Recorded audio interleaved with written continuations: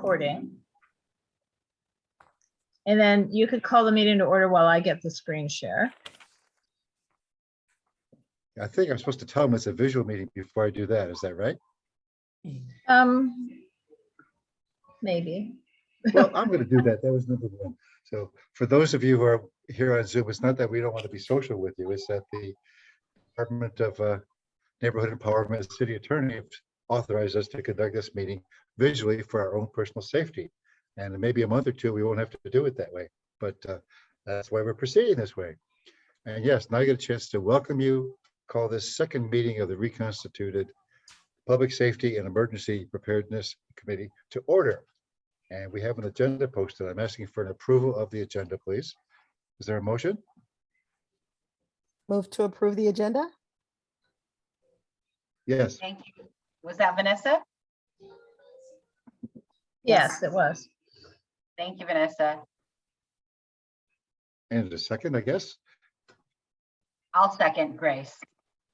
Thank you, Grace. So, moved and seconded. All in favor of approving the agenda? Aye. Aye. Thank you. Okay, so Dennis, do you have the agenda so I can unshare this? Yes, go ahead. Okay. Okay. So this is the moment for public comments, as I understand it, something that's not on the agenda. But first, Teresa, you have something for us? I want to say that I do not approve the agenda. You didn't ask if Oh. there was someone, so I would like to just make that point. I know it's already going to pass, but I want to make the point that I do not approve it. Could you have a specific objection to it so we can learn from it? Oh, thank you for asking, Dennis. Yes, because the agenda item for outreach, I feel has been placed on here inappropriately. And I would like to object to that. All I can guess I say is noted. Yeah. That's all. Teresa, may I ask, is there a friendly amendment that you might suggest? Or what is it about the outreach that you were Well, opposed? my main concern is that if I'm a person who regularly follows outreach, I would not think to look at today's agenda to see if there was going to be any outreach items. I would not think that I need to look at public safety and emergency preparedness.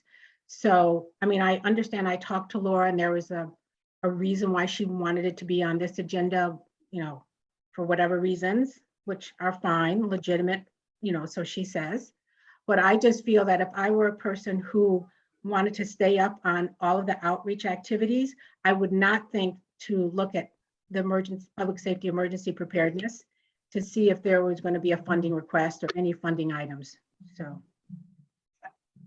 Just to explain, I would actually think since the Public Safety and Emergency Preparedness Committee is requesting outreach support, that we have to discuss it internally before we can actually go out and ask them.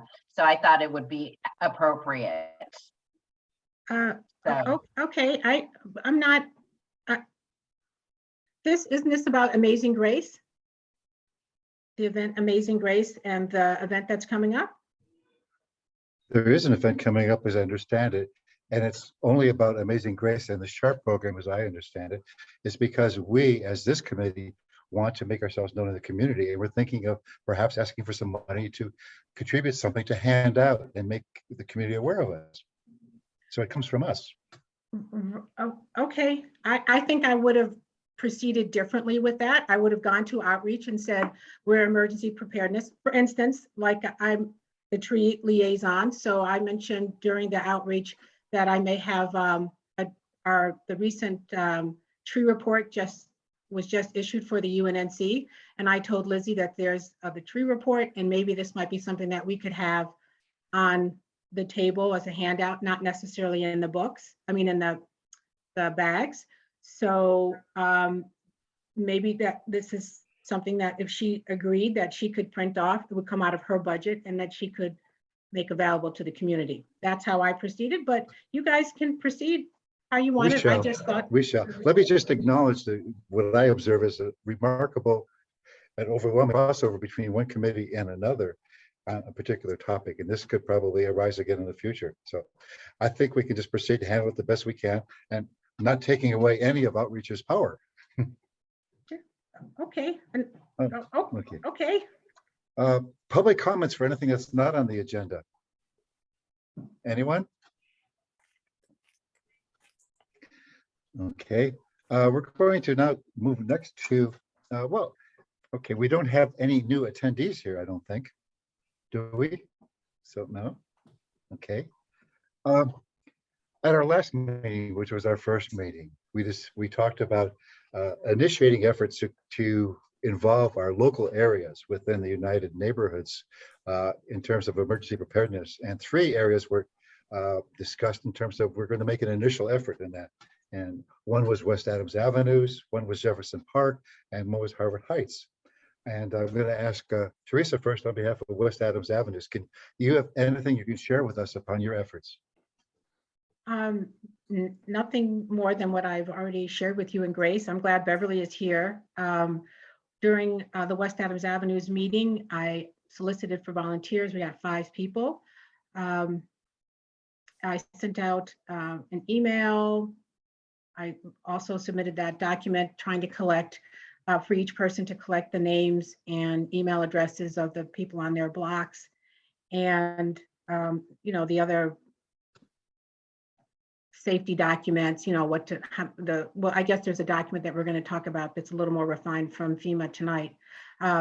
So that's just where we are with that. I'm happy we have 5 people, and I'm happy Beverly's here tonight.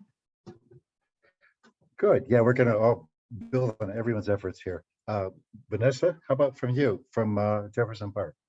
I don't really have much to report. I connected with 2 people by way of Chin's radio emergency drill who are in this area. I up in the air, unknown at this time, as they say, how much more involved they want to get. They're willing to be communications volunteers, and might be able to get them on board with just keeping track of who's on their block. But that's about as far as I got. That's very intriguing. When you say radio, do you mean ham radio or a walkie-talkie or what? It's actually ham radio and the walkie-talkie, the family service radios, and they also do people check-in by text, which I haven't done, so I don't know the details of it. But the idea is that everybody doesn't have to be on the same system. In case of emergency, people could just kind of check in and say, everything's okay on Edge Hill Avenue. Somebody else would say, there's a tree on fire on such and such a street. It's at this point, it's just a quick check-in to see who can hear who from what areas, what neighborhoods.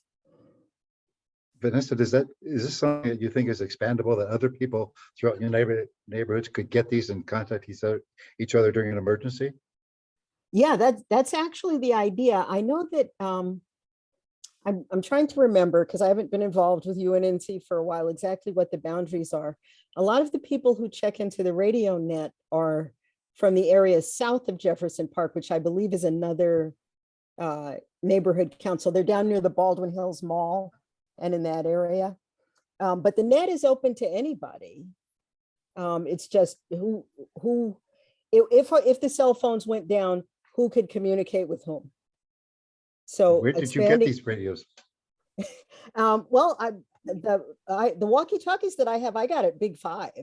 Okay, good start. And you don't really need there are some frequencies that you need a license for, but you can just buy them at Big 5 and start talking. I mean, families get them to when they go to Disneyland or something, like mom has one and dad has the other. And so a lot of people have them, and they're not very expensive. I don't know how much they cost right now. I think the set I have, the 2 of them were like $30 or $35.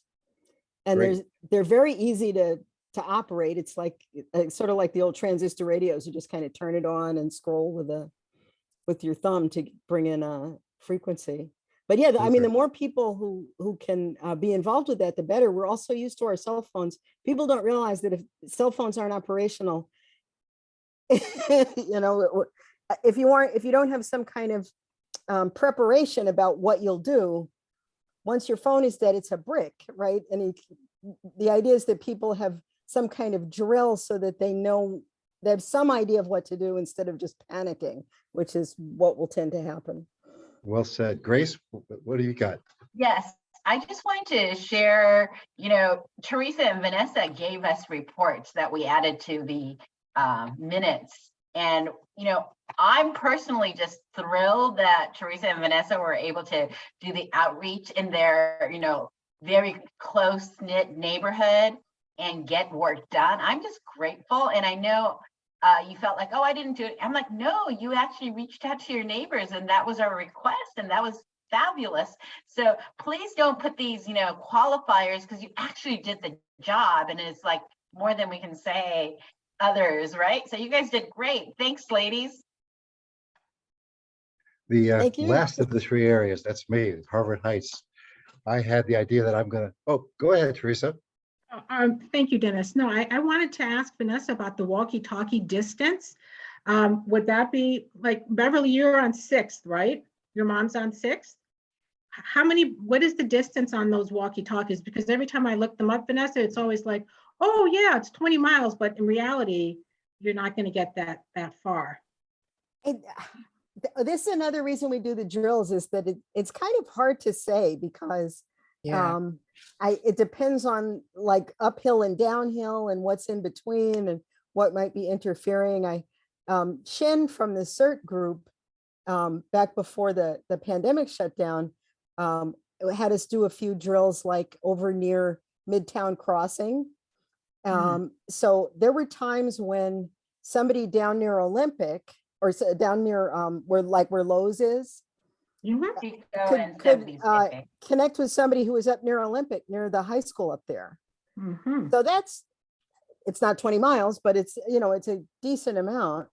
And it just has to do with however the radio waves are going that day or on that terrain.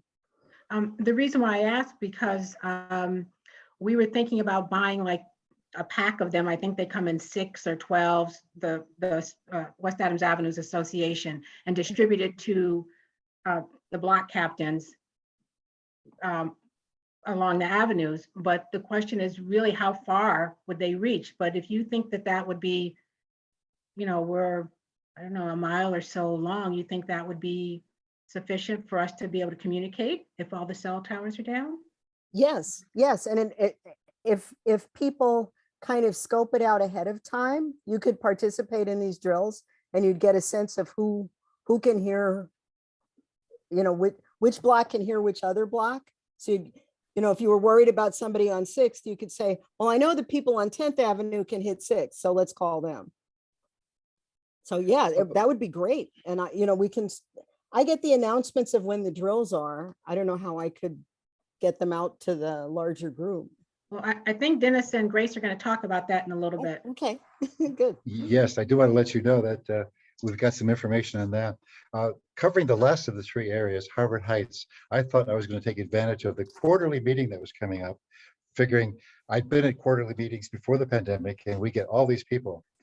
Well, this quarterly meeting had one person other than the board, one person other than the governing board, and those invited speakers like me and Danny Chavis, the senior lead officer, and the city attorney's office. So I didn't quite get the coverage I wanted, which was very disappointing to me.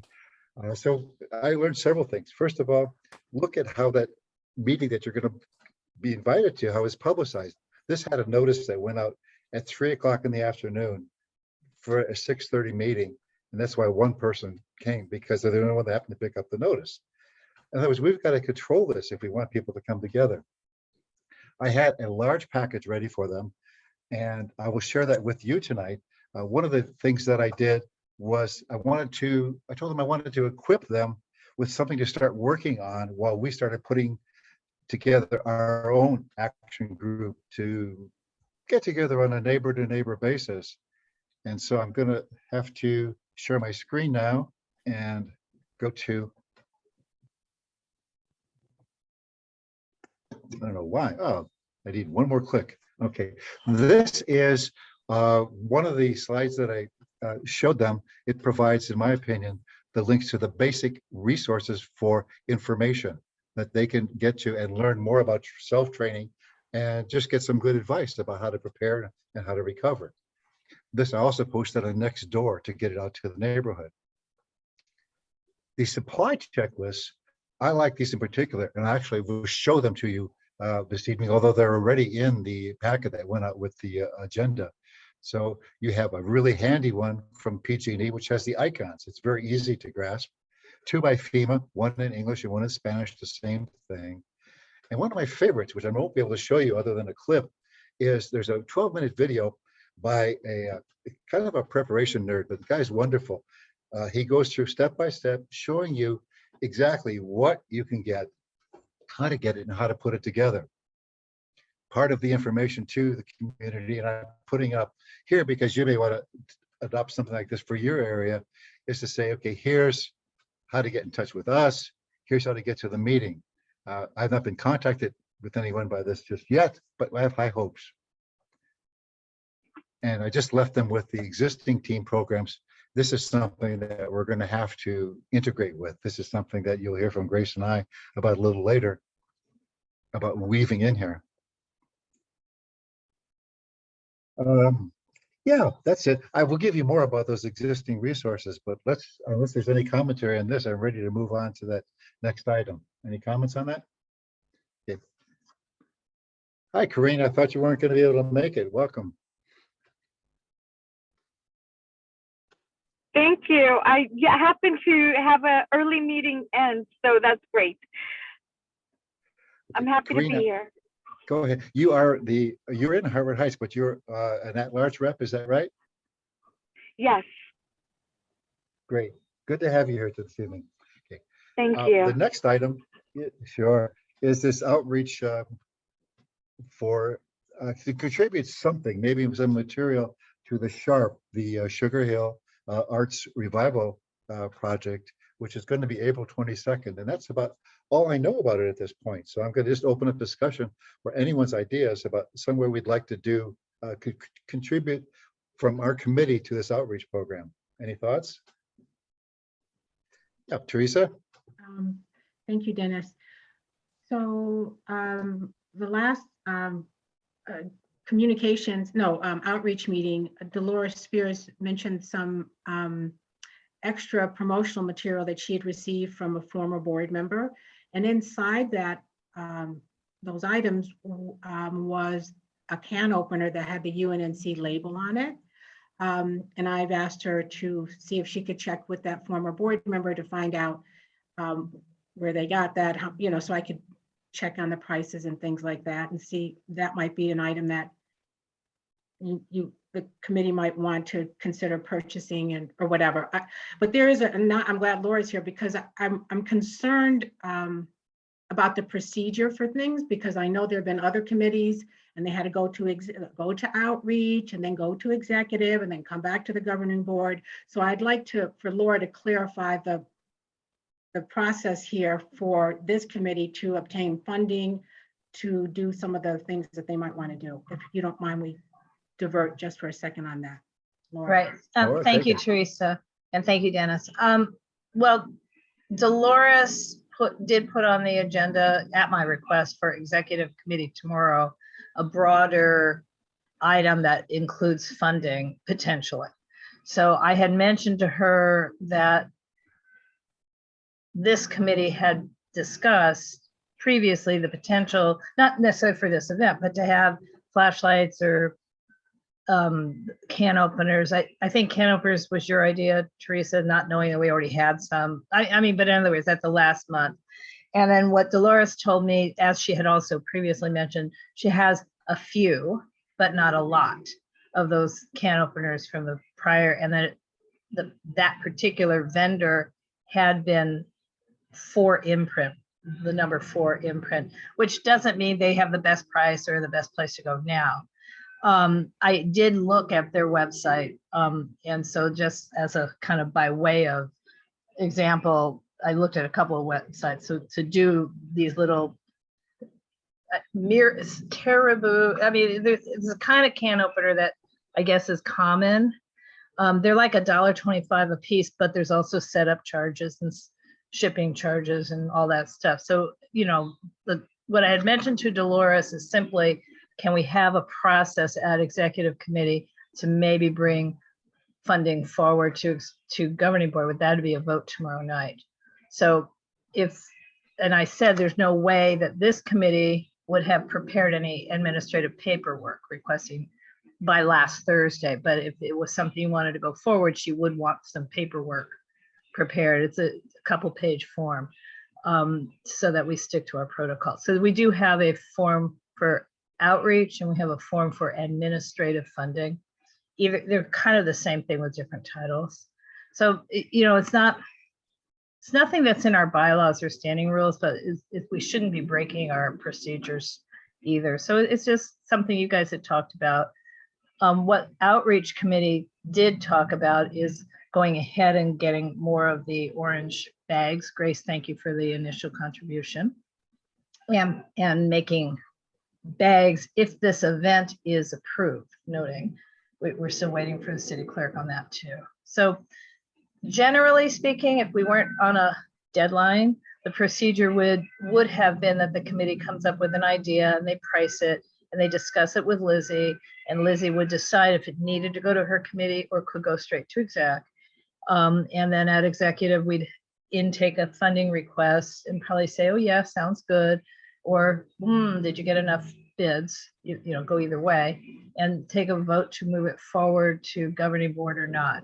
The timing on this is just so fast that wouldn't be realistic. So anything that needs funding for the April event would have to have been voted on by the governing board by on the March 3rd meeting agenda, just to have the ability. So that's the bureaucracy. You know, the question would be, can openers, flashlights, I mean, what would be the right thing with a UNNC imprint that may also say that the imprint could be the logo and be prepared, or, you know, what, you know, you'd have to also know what your imprint would be. I'll take my hand down. I just want to check, Laura, before we open this for discussion on what it sounds like it's possible if we decide on something tonight that it's possible to get that forward to the point where it could actually be distributed in April. Is that correct? That's correct. I mean, you would have to, one of the two of you would have to show up tomorrow night again at exec. I mean, you know, in other words, Teresa or I wouldn't be carrying that water, as it were. Okay. And it's if you possible to guys do it. decide tonight, I would immediately send over the form, but I know you don't really have an answer yet as to how many, I mean, in other words, how many, would it be the can opener? Would it be something else? Because we're not let's trying to go- steer you to can openers. Well, how about this is not open for discussion on anything that's has a relatively nominal, moderate cost that would be useful, that would accomplish this purpose. Teresa, you've given us can openers. Do you have another idea there? No, I was going to say flyers. I mean, I don't know. I just wanted to say that, no, it doesn't have to be can openers. Maybe it could just be flyers. I mean, that emergency list, preparation Right. list. I mean, I don't know. Maybe Beverly, Vanessa, or of course, Grace may have some other ideas too. Well, I'll respond to that because I've been proposing flyers from the outset, and some of the things we have tonight that I'll show you, I think would be appropriate for that. So there's no cost other than just printing that. I think that's fairly nominal. I think we're talking about something, not just a takeaway, but something people are going to retain in their homes to be useful, a flashlight or a can opener or a pry bar or something. Are there any other suggestions in addition to possible flyers?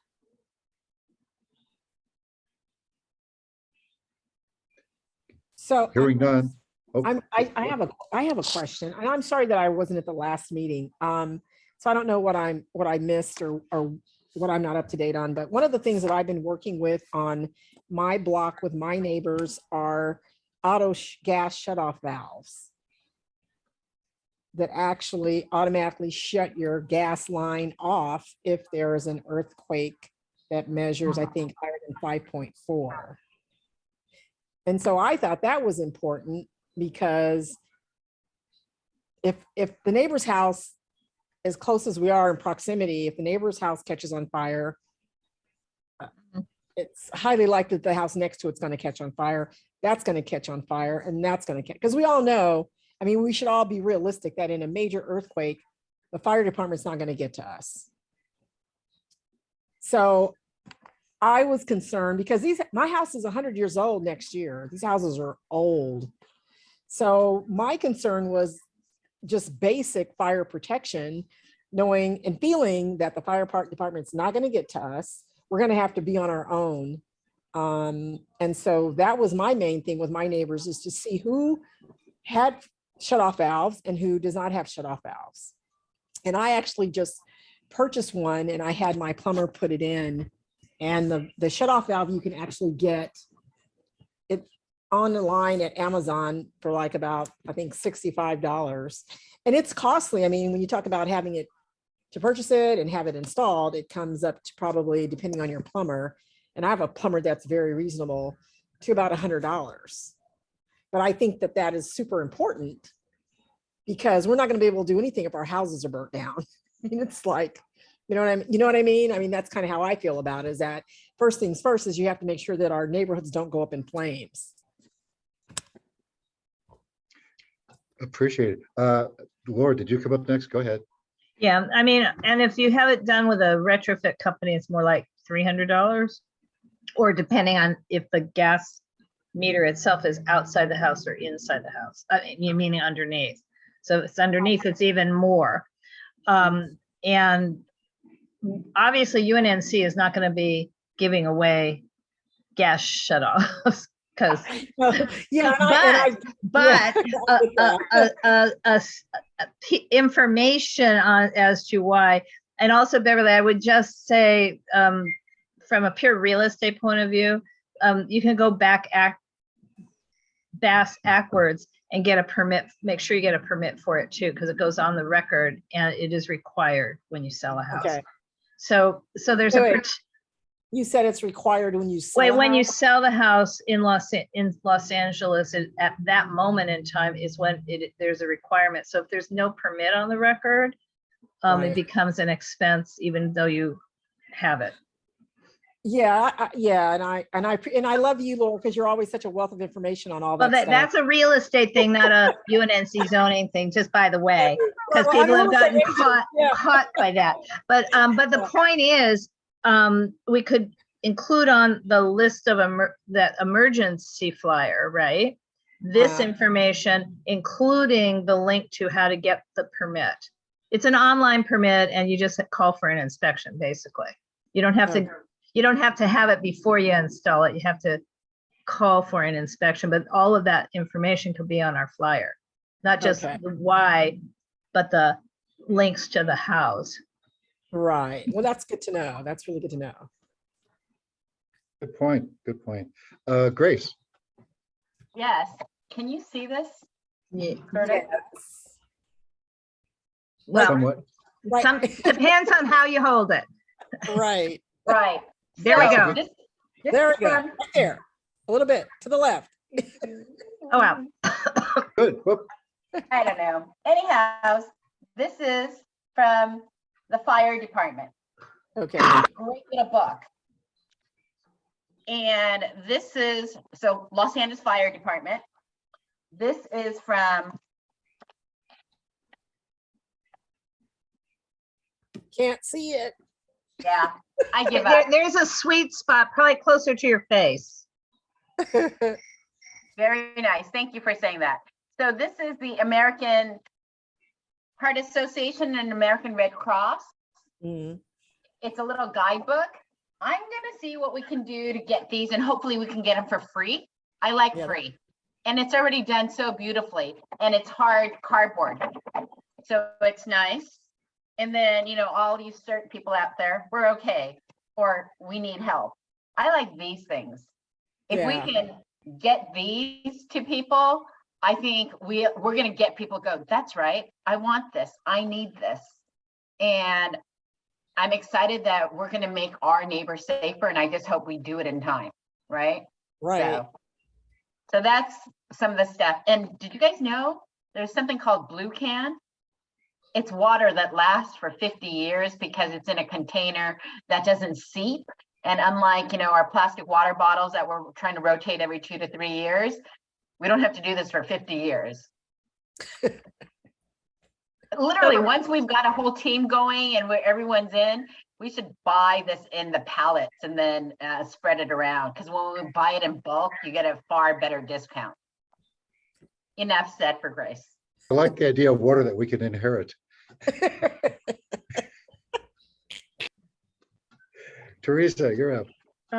Thank you, Dennis. Wow, I think all those pamphlets and booklets were great. Those would be wonderful to either put in the bags or to have as on the table for displays for people to pick up. That was great, great. Especially if we can get them donated or for free, that would be great. And I love the water idea, getting a pallet at some maybe future event where we actually hand that out. That would be great. I want to go back to what Beverly was talking about. Our house is 110 years old, and many houses on my block are wooden houses. We have a lot of arts and crafts houses here. So yes, they're like tinder boxes will go up. But when, and also many of my neighbors have lived here for 35, 40 years, 45 years. So I don't know where they are on the having that valve, that gas valve. But when we bought our house 7 years ago, there was a retrofit on it. So I think that's a great idea, Beverly. I don't know how, I got to figure out how to go about it. Maybe we put that on that contact sheet where we ask each neighbor, have you had an upgrade on your gas valve, and maybe provide some information about that. Also, what do you guys think about the possibility of the gas company providing grants? We're in a historic neighborhood. Maybe there's a way that they can provide grants or do a pilot project for a historic neighborhood to do retrofits. Do you think, has anybody heard of that, or how does that sound? It's the sort of thing we could create.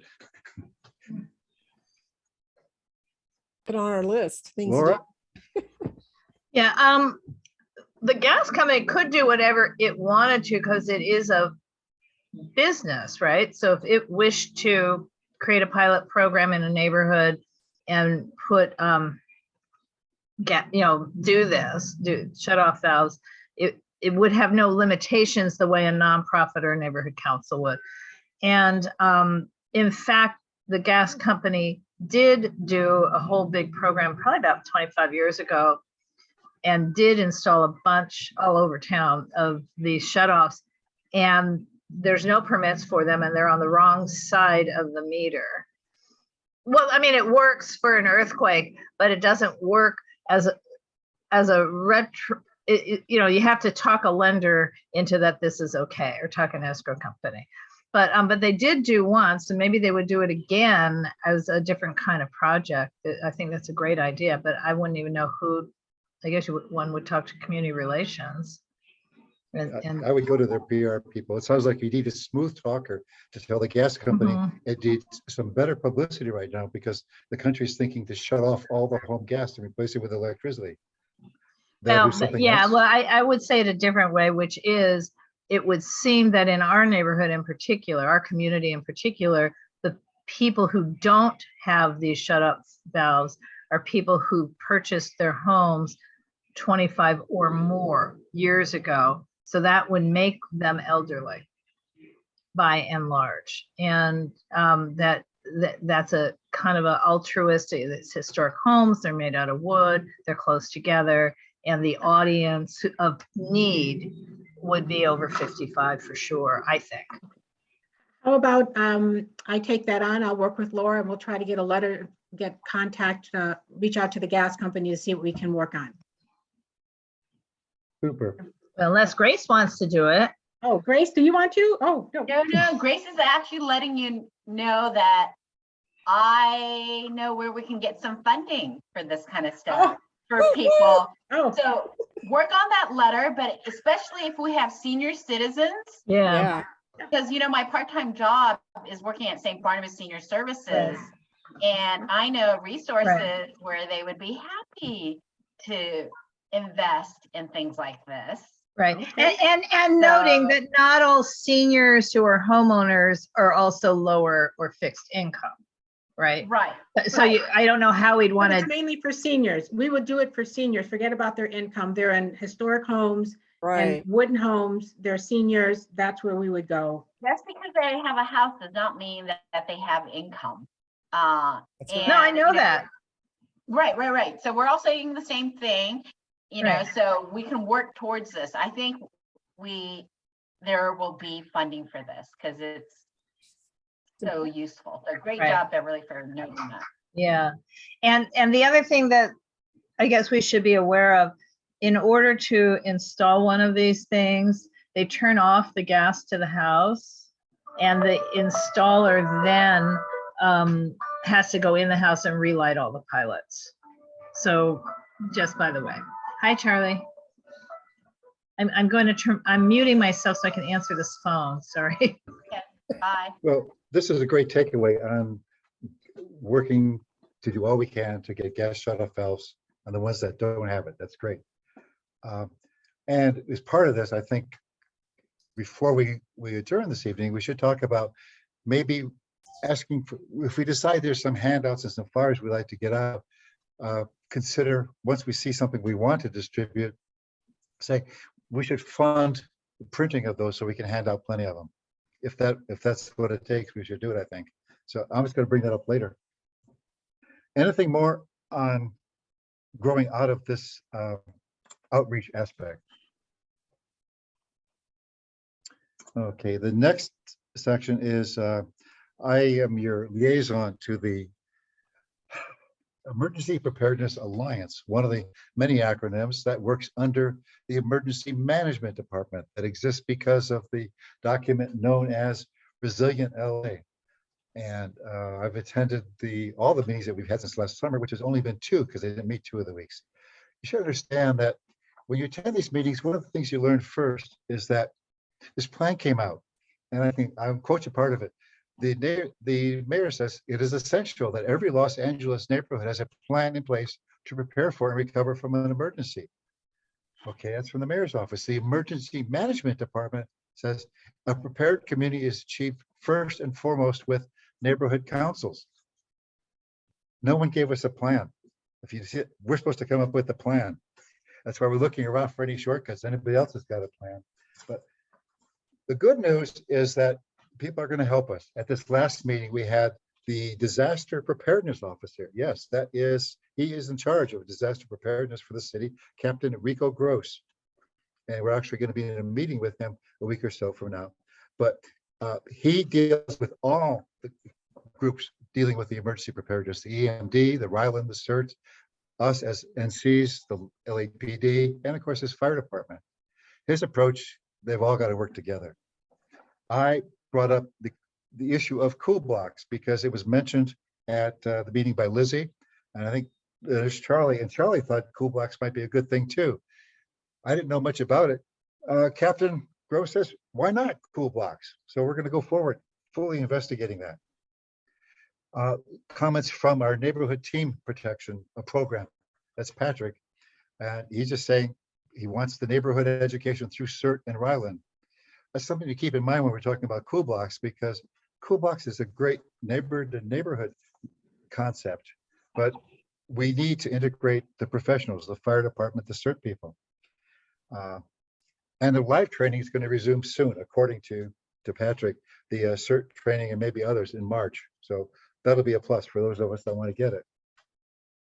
That's the thumbnail overview of the EPA meeting. Any questions about that?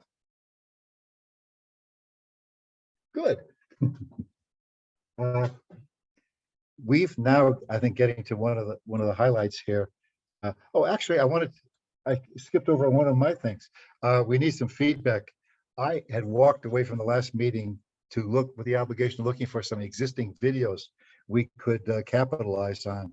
And I wasn't able to find anything at the time, either at Ryland or other neighborhood councils. Doesn't mean they don't exist.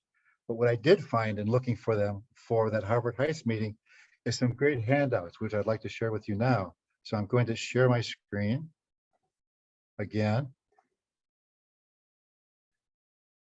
Can you see that okay?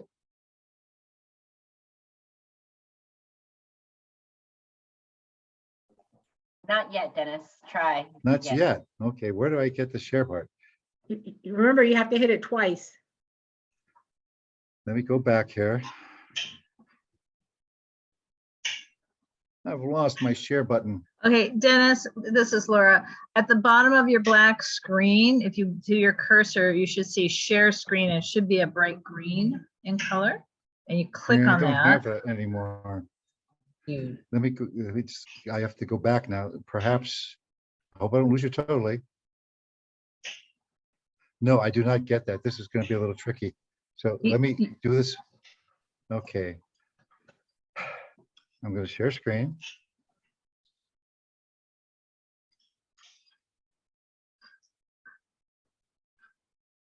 How are we doing? Is this working okay? Yes, I see it. It is. Yes, I Great. here. Okay, good. So this comes out free from Pacific Gas and Electric. I like this one because it's so friendly. You've got icons, you've got it as a checklist. And a lot of the things we're talking about, not only do you have as a checklist and an icon, but it expands it a little bit. You know, there's our can openers, there's our battery operated or crank radio batteries, mobile phone, the personal supplies. This is so handy and it's already out there. This is something I would like to see us distribute rather than making one through our own through the communications committee. And this is also kind of a list of the things that go on that video, so we could tie those two together. We have another one from FEMA. This is their checklist. The first one I'm showing you is in Spanish. Once again, it's got everything listed, and in English, it tends to list the same things, maybe because it's not taking space with icons. It has a more complete list of things to cover. This is a better list. No reason we can't hand them all out, but it's our choice as to what we want to do.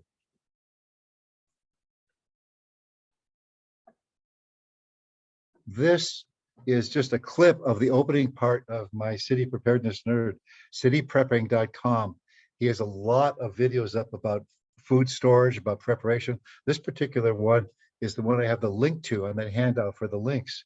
So it goes almost 12 minutes, but he goes through everything in that bucket, shows you what it is and why you're going to get it. I do like it for that reason. It gives all the information without us having to repeat it every single time. So that's those handouts that I was able to get out that we can possibly distribute in April or whenever we want to do that. So, any thoughts about handouts, about those or any other handouts? Okay. Next. Thank you for finding those lists. They're great, Dennis. You know, for those who would like words only and those who like pictures, you can have your choice. And if we can get PG&E to give us some or FEMA, that's even better. They'll probably tell us to download it, but we'll see. Someone somewhere should have a box, right? That they need to get rid of. I'd give them over the pictures to the kids in the house and have them go around to their parents and ask them, did you get this? Did you get that? Works best for the kids, I think. Anyway, Teresa, response? Yes, I wanted to ask Grace, the document that the brochure you have from the fire department, doesn't that have a page that has a list of things that we need to have? It does in the back, but it's not as good as his little one checklist. Okay. We're moving now to a discussion that Grace and I are going to tend to lead because we've been involved with emails and meetings regarding, first of all, cool blocks. This first item on the agenda is focused on cool blocks. The following item is in the general on integrating with all the other groups I barely mentioned in the handout I showed you. So cool blocks is a program that's been around for a while, I understand. I had to educate myself a little bit. I'm going to show you, once again, we're going to try and do this. I'm going to share the screen and show you.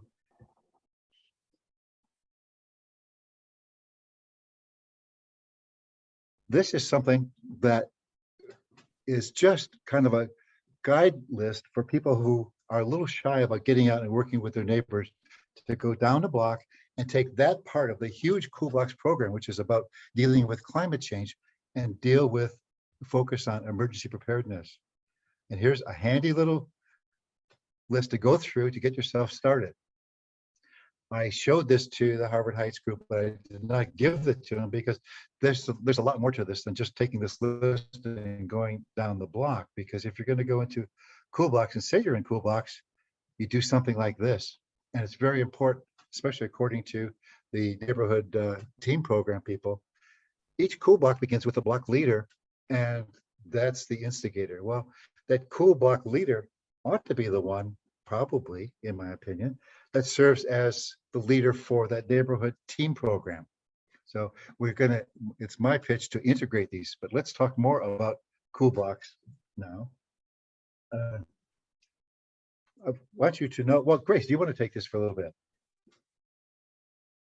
Well, meeting up with Chin for the CERT preparedness, learning more about how the ham radio is probably at a higher level than we might need.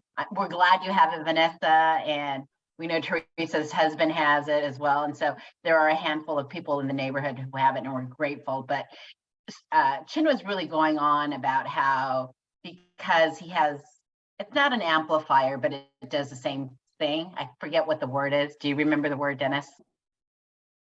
He had a repeater Responder? that he used for the walkie-talkie. Repeater.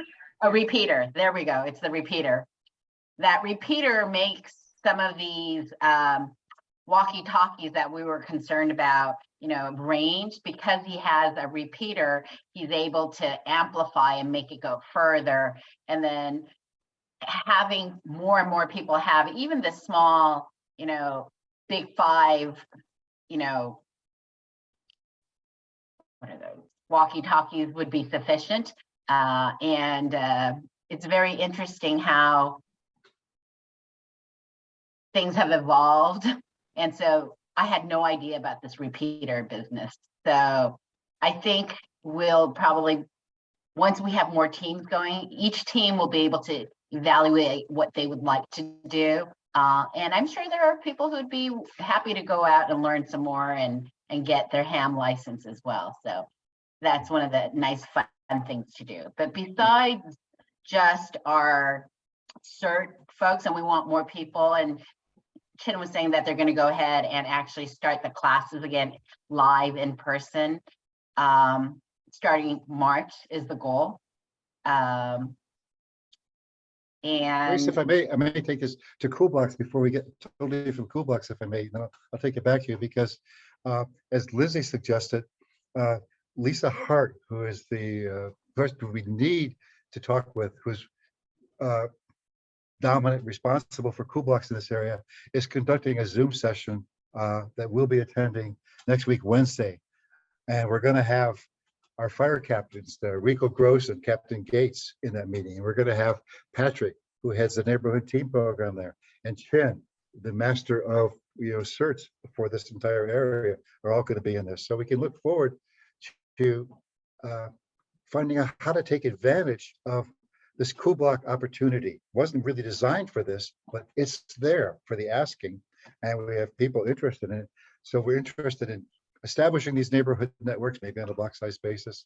We've got a group that likes to do it. So that's what I find particularly exciting about that. But once again, my pitch for Cool Blocks is we've got to integrate it with these other teams, as you're talking about, Grace. And in case some of you might be wondering, hey, don't we have folks on our UNNC board who are sort of taking lead on this?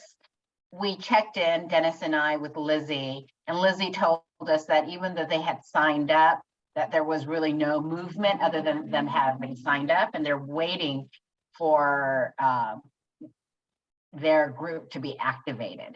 So they're on a holding pattern right now. And hopefully with this meeting that we're going to have with Lisa Hart and others towards the end of this month, and we'll put up the date so that you know, and if anyone else can join us, that would probably be nice. This is the moment for Cool Blocks, because from the alliance meetings, we found out that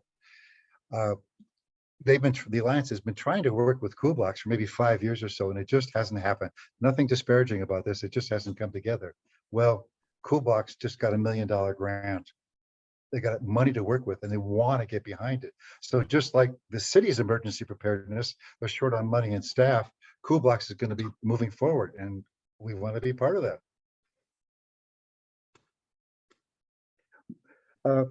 Grace, anything more on integrating? I've got a few thoughts on that. Well, Laura has her hand up, so I think we Oh, should. call Laura, up. I'm sorry. I didn't see your face. No problem, because I'm in and out here. Anyway, I have two questions. Is this meeting that you're talking about a public meeting, or is it sort of chairs that you're having with Lisa? I understand that Lisa invited these designated people at the request of Chin and maybe Patrick. So I could find out how to share that information. Yeah, in other words, should we be sharing it publicly or not? That's one question.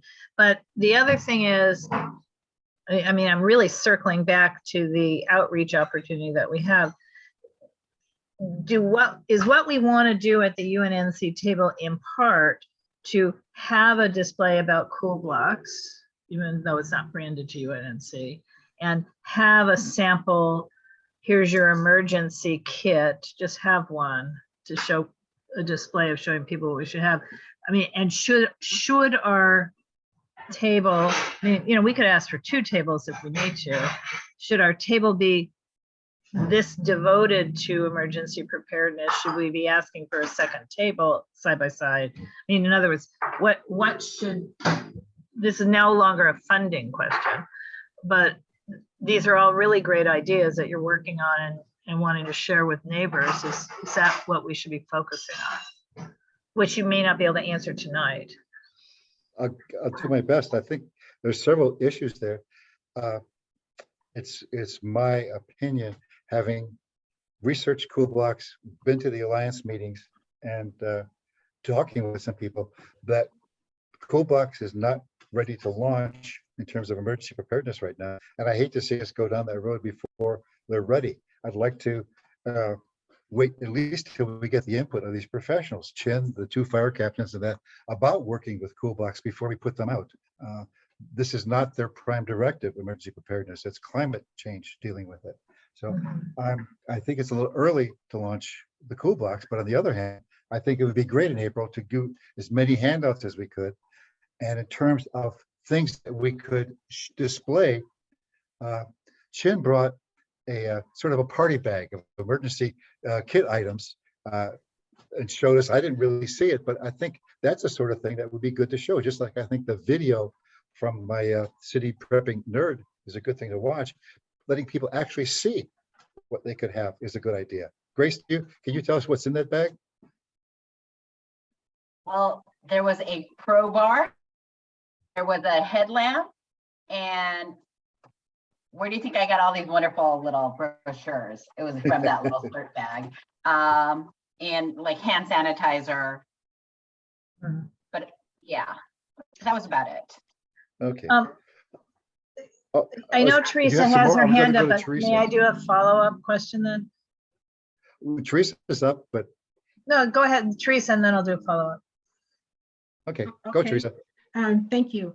I want to go back to the Cool Blocks for a second, because this initially came up during the environmental committee meeting, and I think Charlie was going to try to do it on her block, but they were unable to do it. I'm not feeling that Cool Blocks. I think you have to try to convince me a little bit more, Dennis, why that would work for the avenues, especially because I know that they were more about climate change, and there were some other, water waste or some other things like that. I'm just trying to see how that would really, how I can sell that to the avenues. I want to respond to that directly. I don't withdraw any of the qualifications I had. I'm apprehensive about plunging into Cool Blocks, but the city's disaster preparation officer, Captain Enrico Gross, says, why not Cool Blocks? He's willing to give it a try. These folks are looking for ways to insinuate themselves in the community. So I say we investigate it. I'm not promising it's going to be coming right out. Right, Laura, because I think I need to isn't get there back to you. prime directive really about climate change? Yes, that's my sustainability understanding. and stuff like that? Okay. Laura? Yeah, so I'm circling back, not to what the kit you saw looks like, but should we have in our own, I mean, we're smart people, right? So including all these handouts, do we want to have a UNNC branded cover sheet that says, you know, we've looked at everything and this is the most important stuff. I mean, yes, we don't have to say those words out loud, but our list. And similarly, should we have on display what we think is a good emergency kit? So for example, Dennis, remember we had talked about, God, I can't remember if it was last month or the first, this is really the third meeting, not the second official, third meeting. We had talked about that solar light, and Rena sent me to forward to you guys that example of this little light that you just keep out in the sun in the daytime, and then it's hours and hours and hours of light, bright light through the night. So it's, you know, once you buy it, it's good. Do we want, and we don't have to, I mean, this is just the first outreach event of hopefully many more, because we're coming out of COVID. So we don't have to blow our wad this first time. The only thing that's easy about this first time is it's most likely that our table would be right in front of Grace's house. So we could have staged everything in advance and not worrying about how to truck it in. That's all. It's important to figure out your logistics. In this case, it's kind of a yay, easy. Whereas when we did Ciclavia, it was really difficult, frankly, because we were hauling stuff blocks and blocks and blocks. So it's just a question. I mean, and what would be, you know, in other words, if you were just having a private conversation with me or with Beverly or with Teresa or Charlie, what would you tell us we really, really ought to have in our house for, you know, for emergency preparedness, not necessarily what was in the bag that Jim brought? You looking for, okay. Well, In San Francisco, I slept with a crowbar under my bed because those wooden buildings shimmy and shake, they twist. You can't get out of your room without a crowbar. That's number one. You don't get anywhere. And believe it or not, secondly, is a good pair of shoes. I have my hiking boots available so I can walk over that broken glass without, you know, cutting myself up. That's the type of thing we need. Not very exciting stuff. The crank radio is a good idea, very good idea. And my crank radio will charge up my cell phone, and my crank radio will work as a flashlight too. And just like the walkie-talkies, they're not expensive. So yes, that's the sort of thing I think we need.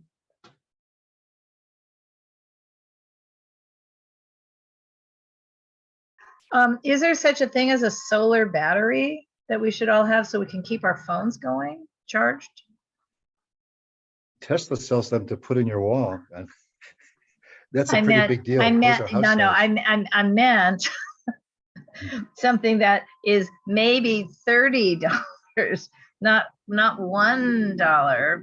Again, not a giveaway, but I mean, and I don't know the answer, but I don't know what happens in the last earthquake, or frankly in 1992, after the civil unrest, when the transformer was kaboomed, we didn't have power. So twice since I've lived here, we didn't have power for a couple of days. And on some of our blocks, so like Western Heights was out of power for almost a week. And everybody emptied their refrigerators and freezers and had a big giant neighborhood barbecue. And, you know, it wasn't that the whole city was without power, but it was a neighborhood without power.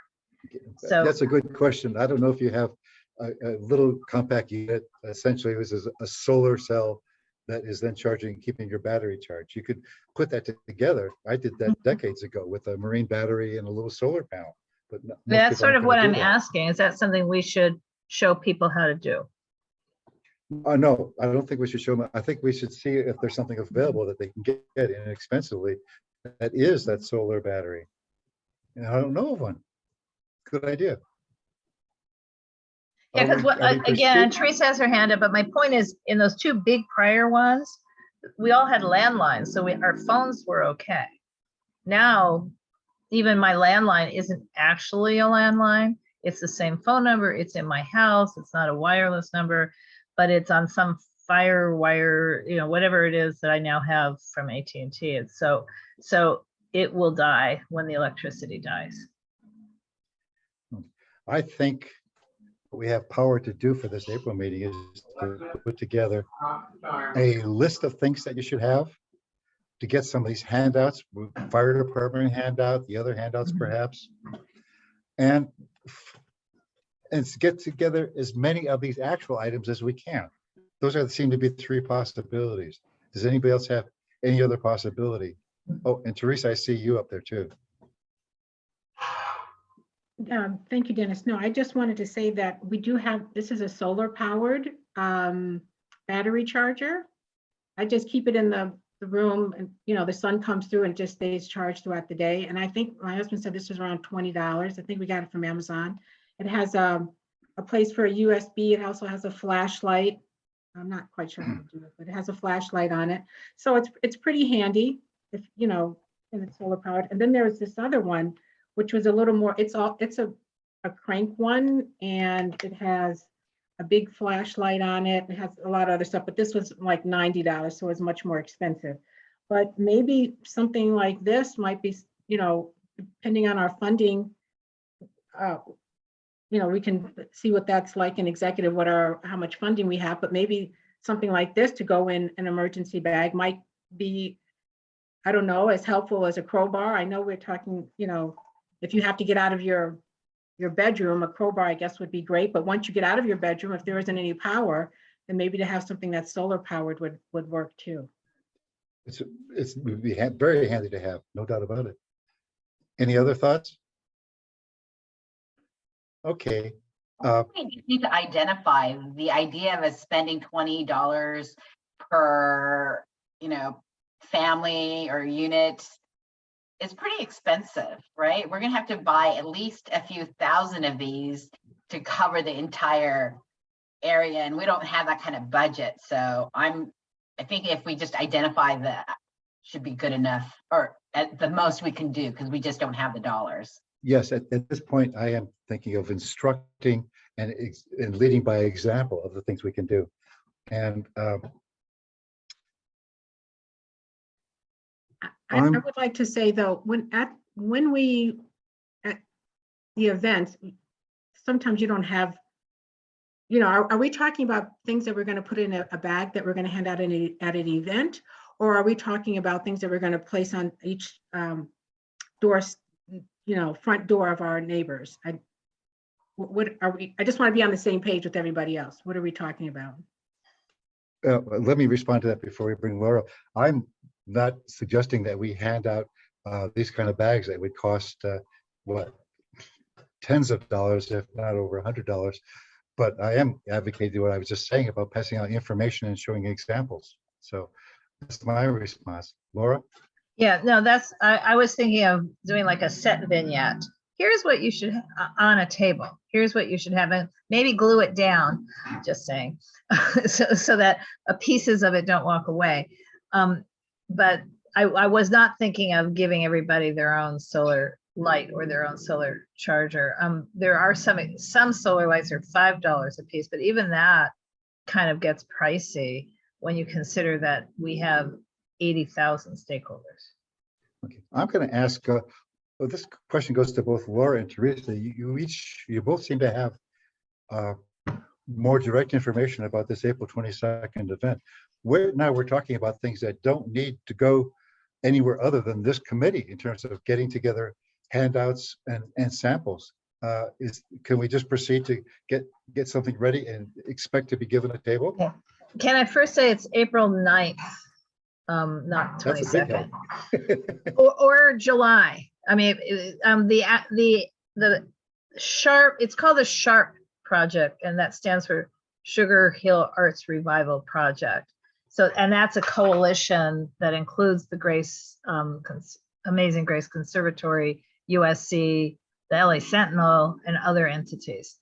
They got a California Arts Council grant a couple years back, and this is their culminant. They're having this immersion arts festival, this theme, bringing our heritage into focus of the arts and the music of our community.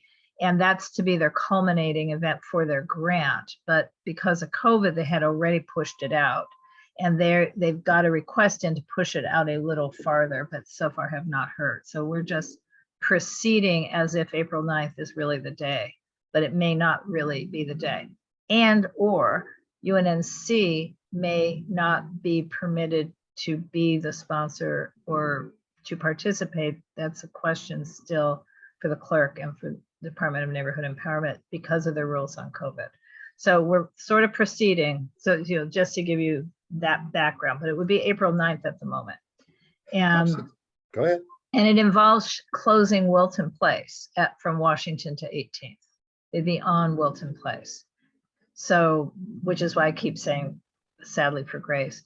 But we've had other people in the neighborhood sometimes having to stage at their house for other things. So, but in any case, I don't know if I just answered your question. What was the question? My new question is that I see we have the power within this committee now to do two things. One is to create essentially an action item to select the best handouts and arrange for a way in which to have them printed or downloaded or whatever.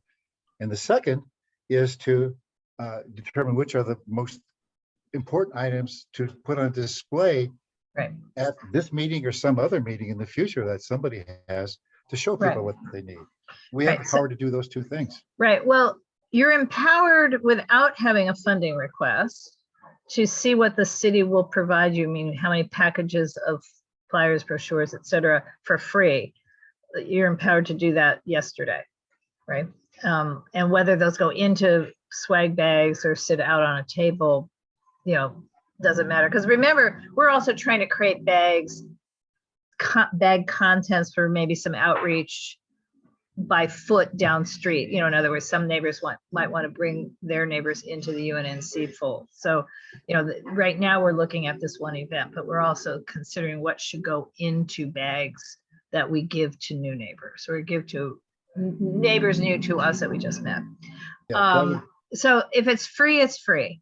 If it involves copying, meaning printing, because it's not really copying, it's taking a digital file to the printer and printing it out, that requires funding if it exceeds the total of $500 that we already allocated to the outreach committee for any outreach printing through the end of this fiscal year. And they're spending it here and there, but they may not. Lizzie may have a completely different thing in mind to spend it on than your committee printing, if I'm saying that right. Committees themselves do not have budget. You always have to ask by project. I'd like to ask, and you can help us put this together, but I'd like to put forward a request to the proper channel to have enough money to print the materials so that when we get a chance to hand them out in April or whenever, we could do it. How do we do that from this committee? Do we have to make a motion for the money and then ask that it go to the governing board? No, we have to make a motion tonight to ask for it to go tomorrow night to executive. And then executive would take it forward to governing. Okay. Well, Teresa, let's hear from you before we go forward. I agree with everything Laura said. I just want to say, but maybe one of the ways would, if we had more time, let's just say, oh, we want to do this flyer, and then you can check and find out, oh, to do 300 copies is going to cost $100. Then you could come to your committee and say, oh, we want to do this. You guys agree? You say yes, and I guess there's a form. But then you just come to executive and say, hey, we want to do this. It's going to cost $100. Then we vote on it, and then it would go to governing board for the final approval. But I guess you could go to outreach too, because all of these things are part of outreach. But you have to first decide how much something is going to cost. You decide, well, we really want to do flyers. Go ahead, Grace. I see you.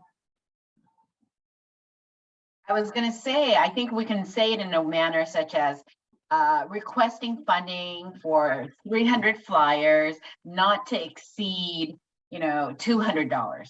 you know, Right. we can work it around so it gives us an opportunity to come up with the design and the content.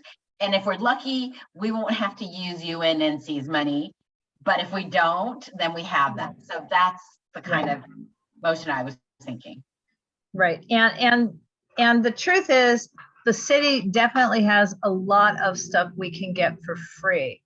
None of it would have the UNNC logo on it, which is why I keep circling back. The list that you guys, the one pager with emergency things to have for an emergency list, because maybe you're editing, maybe we're adding, with a logo, that's a flyer to be printed, right? And it would need some money. I mean, it's not going to break a bank, and I don't see anybody saying, oh no, we can't give the, you know, emergency preparedness team money. Better idea. If we put stickers, UNNC provided it, but you can tell it's LA Fire Department, right? That way, if you have any questions, contact our emergency preparedness and or public safety and emergency preparedness at UNNC. Right. And I think we get everything we want, right?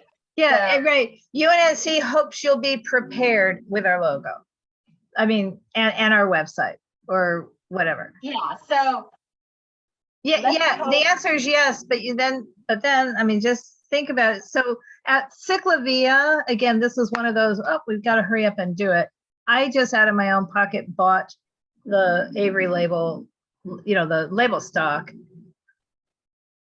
Rena printed a logo. Teresa put the logo on the bags. Grace, you donated the bags, right? So that's not the way a neighborhood council usually works. Just saying. It's not that it can't work that way, because it did, and it was fine and swell. But, and it may be that that's the same kind of casual way we do it let's for try this. drafting a motion here. I move that the Public Safety and Emergency Preparedness Committee request funding to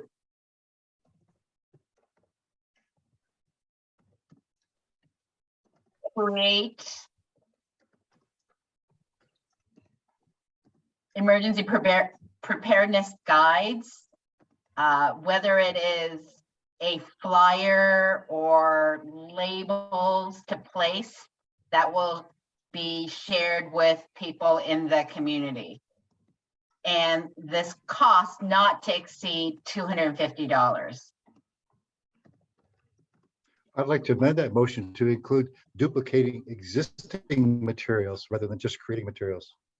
Oh. Like the Dennis? PG&E or the fire department. Right. No, Dennis, if you actually, if we read this again, what I was trying to do is use the PG&E list, just put a little label with UNNC's on it. Great, So we're talking the same thing. got it. Okay, is that your motion? I've just been typing. Is that your motion as amended? Sure. Well, it isn't as, Debbie. it is not as amended. So then the next question. So Dennis, I do just want to say, because Liz and I learned this when we were trying to do Ciclavia, starting to reprint in color the city, all the city stuff is going to far exceed 250. Just FYI. Because we were trying to do that on something, and the color printing these days is very expensive. I think it's worth it. That's fine. So what's your amendment? I was asking Grace, but if this was her motion, and then Dennis, Yes, No if one- you no wanna one has use the seconded. dollar We can amount, play. You're welcome to do so. yeah, so Dennis, what's your amendment to this? Which you could type. Grace thinks that my inclusion of utilizing third-party source materials and just copying them is included in her motion. And with your cautionary, I'm just simply going to amend that up to, not to exceed $500. Dennis, can we lower that amount? Only because I know we've got Greg looking at this going, now why do they want this and how much are we gonna spend? We don't have to do this all in one bit, right? So let's get our motion approved versus not. Yes, Teresa? It might be helpful if you decide how many flyers you want. I mean, I like the one, the PG&E. If you say we need 100 flyers or 200 flyers, you can kind of back in. I think it's about 80 cents on the high end for a color sheet.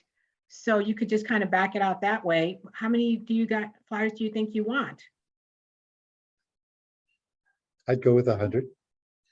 Oh, no, too little.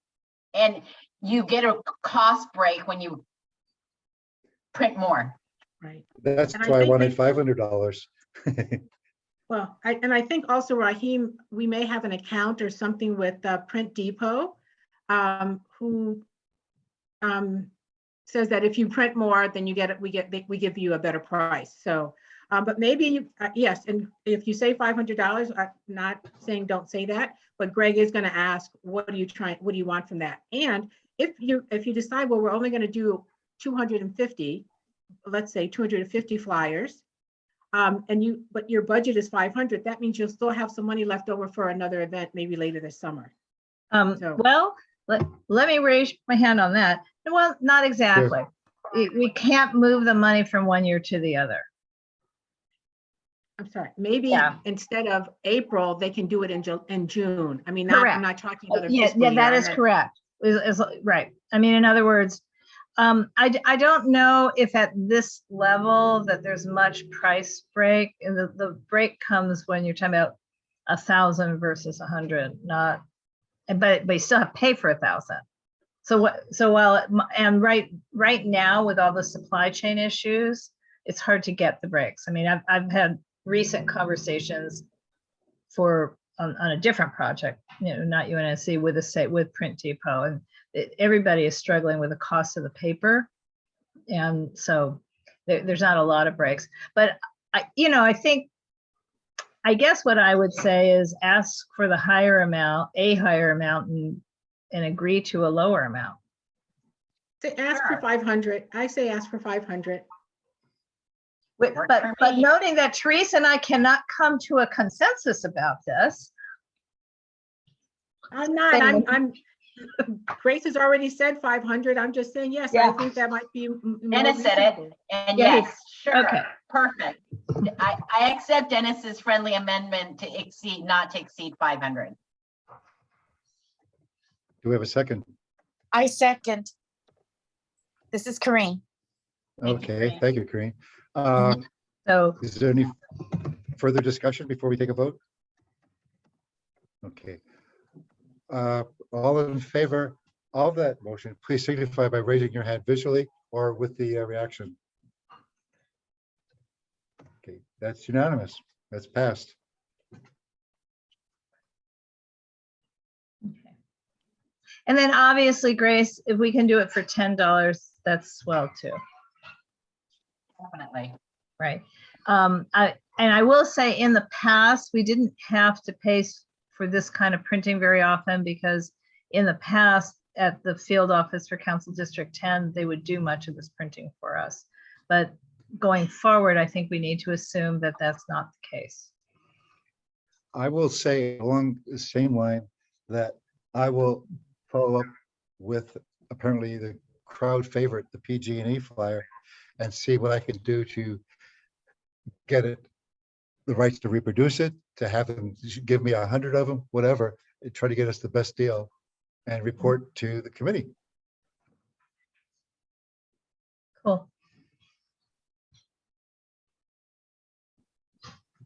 Grace, the fire department flyer is really good. Is there, because you happen to have it, did you just come in the bag, or do you have any contact for that? It comes in the bag, it came in the bag, but I know a couple of the fire LAFD commissioners. So I'll see I'll start with our friendly Captain Rico Gross. And then if Yep. I can't get him to give it to me, I'll call the commissioners and ask for additional assistance so that we can actually get these. Yeah, and we have enough of a lead time that probably it's not a problem. I mean, the city departments want to share this kind of information with people. It's just that you need more than a day or two of lead time to arrange it.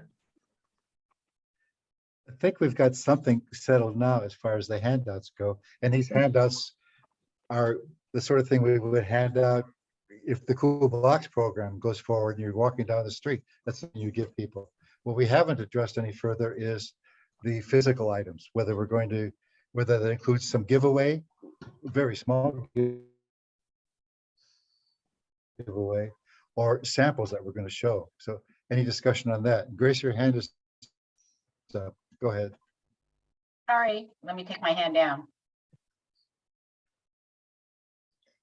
So I just want to say that I was Great. I was looking Is your hand up into it. down now? Okay.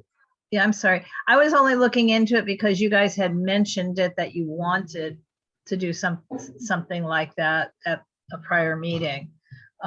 So don't take the fact that I looked into costs as telling you that you should do it. Or telling you should not. I was just trying to see how it could be done. Rather than rush into that aspect, then I'd like to focus the discussion on identifying and then gathering samples of items that we would recommend people to have. We've had pry bar, crank radio, the light stick, boots, some sort of solar battery, anything else along that line.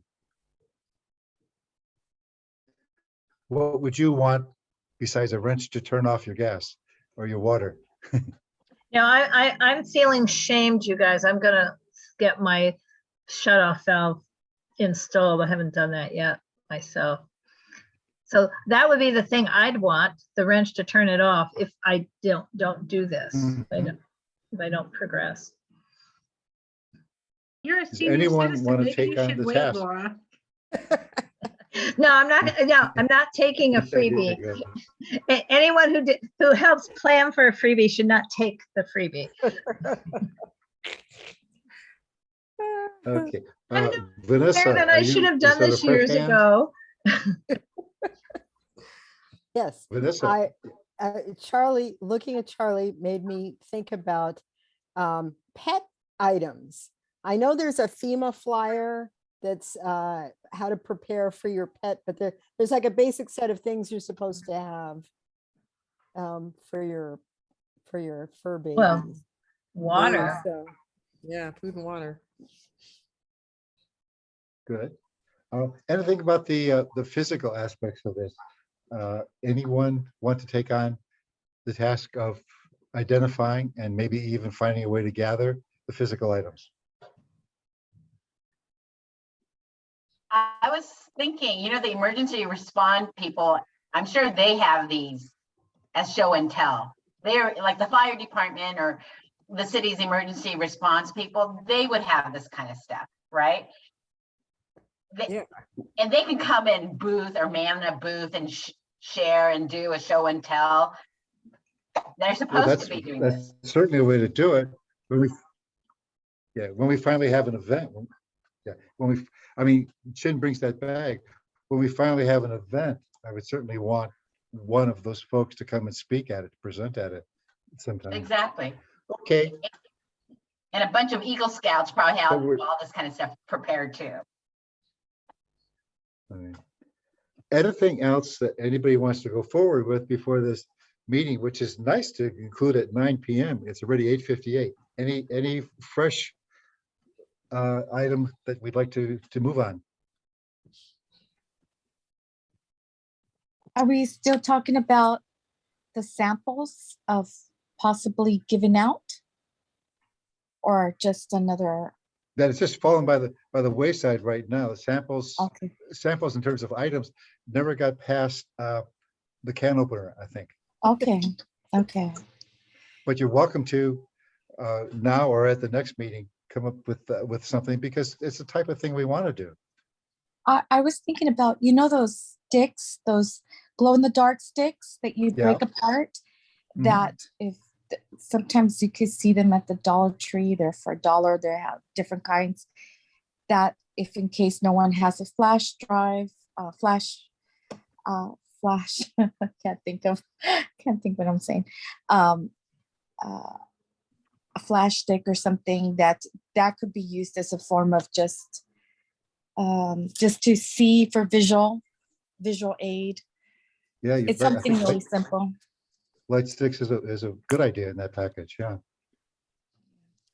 Okay, well, I think that's something we're going to keep investigating, but as Okay. of this point, we've got the request going to the executive committee for up to $500 for printing or copying the handout materials. I'm going to look and get the best deal on the PG&E flyer. Grace, I think you're lead on the fire department, on the gas valve, going out of the gas valve thing with the gas company. Is that correct? See what you can do on that?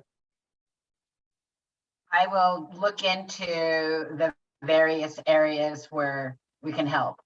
I'll talk to our department that will tell me exactly who will qualify for this, and we'll start with our UNNC people first. There will be an Super, aid just- and income, but Yeah, if you'll investigate it, I don't think you're gonna definitely. get the money, but that's perfect. Well, those are the three items I see. Last call before we call this for adjournment. Okay, I'll remind you that our next meeting is. the Vanessa second- has her hand up. Vanessa has her Right. hand raised. Oh, Vanessa, yes. Oh, no, here we go. Just circling back to Teresa, you were asking about getting your family service radios. Can I get your email, or maybe I should just send this to everybody when Chen is doing the guy that he does the class with? Mhm. Is that something I should send to everybody, or? Yes, please do so, Okay. Vanessa. Yes. All right. I can put my email in there in the chat, or do you? Please do, yes, and I'll put Okay. mine, and that way we'll, Go ahead. We'll make sure you get it in there before we go. yep. Typing fast. No pressure. Now, and does everybody know how to save the chat? No, Okay, could you tell us? I certainly can. So Dennis, do you know how to pull up the chat? Where you click on the little chat button, and so then it fills a column on your screen? Yes. Okay, You so gotta once you scroll have it, the, though. once the chat's up, where you see the next message box where you could type a message, you'll see over to the right, 3 little dots. Yes, Click on the dots. And I you see can it. save chat. I just did that. How do we get to it? Well, when the meeting is over, it should just download to your computer desktop hard drive. And if it doesn't, know that it is saved with a recording of this whole meeting. And you can just- Brilliant. Brilliant. Okay. Once again, last call. Okay, next meeting, second Monday at 7:30 of March. I think that's also the 14th. Thank you, everyone. I think we're going forward on this. I appreciate it. Thank you all. And good night. The meeting adjourned. Right. Good night. Thank you. And I'll end the meeting in a moment. Corinne, did I cut you off? No, I just thumbs up. Thank you. Okay. Bye, you guys. Bye. Bye. Well done, Bye. Grace. Well done. Yes, well, thank you. Very well done. 9:03.